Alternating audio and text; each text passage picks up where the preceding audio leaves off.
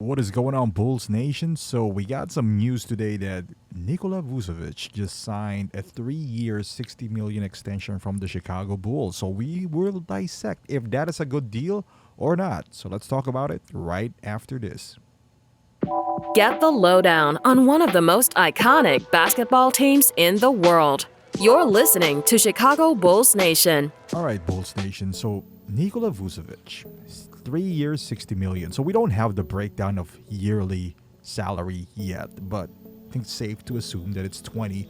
But most teams sometimes stagger that. For example, this year they would only pay Vooch 18, the following year 20, and maybe 22 the final year, because theoretically, I mean historically, the cap increases every year, so the hit becomes softer, as time passes by. But am I upset that we re-signed Vooch? Not at all. I would rather have us go in a different direction, but I understand why the Bulls did what they did. They don't want to let Vooch walk away for nothing. Maybe they tried the sign and trade route, and maybe there's no viable options for sign and trade, because you don't want to just give away Vooch just for the sake of giving him away. There's not a whole lot of centers out there available. However, here's what happens when you re-sign Vooch. You're almost not gonna get a rim protector. You could on the back end, maybe as a, now you hope that you would draft one like the guy that we just kind of signed as an undrafted player. You hope that he would turn into one, because you can't basically pay a backup at this point in the Bulls tenure. They couldn't do that. We have so much money allotted into these three players that you can't afford to pay somebody 10 million to be a backup center that's a rim protector. You have to get that through the draft. And with basically three non-defensive players in Vooch, DeMar, and Zach, we've seen enough data that it kind of doesn't work. So somebody has to be an odd man out, and obviously with the signing in the immediate future, that is not Vucevic, because we can't trade him because of the 3-year rule. You can't trade him till 6 months from now. So where are we going to get the other defense? Maybe with DeMar. Honestly, I'd rather keep DeMar because he has a shorter contract.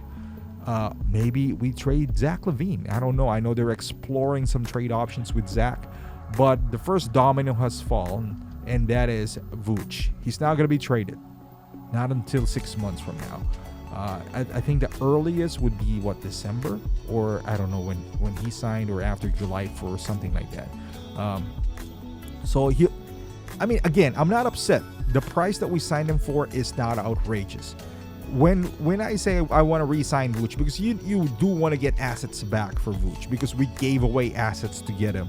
And if we sign him for a tradable contract like what we have now, down the line, maybe January, maybe before the trade deadline, as long as some teams who's lacking a center would be interested in him and we can get assets in return, I'm not upset about that. Vooch is a very good player. I just feel like with the way the roster is constructed, with two ball dominant wing and non-defensive wing, you would want somebody like a defensive minded center to make up for their lack of defensive effort. But for example, somebody like, and he doesn't need to be a star, somebody like Mitchell Robinson, we're not gonna get him, obviously, but somebody like that might fit better alongside DeMar and Zach. So maybe the Bulls have other plans. Maybe they want to move DeMar. Maybe they want to move Zach. I don't know, but the reality is it's gonna be harder to have a rim protector with Vooch manning the middle. I thought that was the easiest way to go, is that get rid of Vooch, or sign and trade him, maybe, get a decent center, hoping that you would get a Daniel Gafford type of guy, if only he was with the Bulls, and he would complement Zach and DeMar without needing the ball in his hands, and, just manning the paint. But it's not going to happen when Vooch is around. But that's fine. That's fine. I have not a whole lot of expectation with this Bulls team, but with committing to Vooch for 3 years, presumably, maybe they already surrender to the fact that Lonzo's not coming back, maybe they'll get a point guard. Maybe they're not gonna just patch things up. Although I doubt it. I think we're just gonna patch things up. We're gonna get some bargain bin point guards, a la Derrick Rose or I don't know, Kyle Lowry if he gets bought out, or somebody like, I don't think Patrick Beverley's one of those, but Russell Westbrook perhaps. I don't know, but we'll see. Either way, I'm happy with the number. That's all I care about is the number that we signed Vooch for, 3 for $60, a little higher than what I wanted for. Maybe 18 would have been a better bargain deal, but 20 is fair.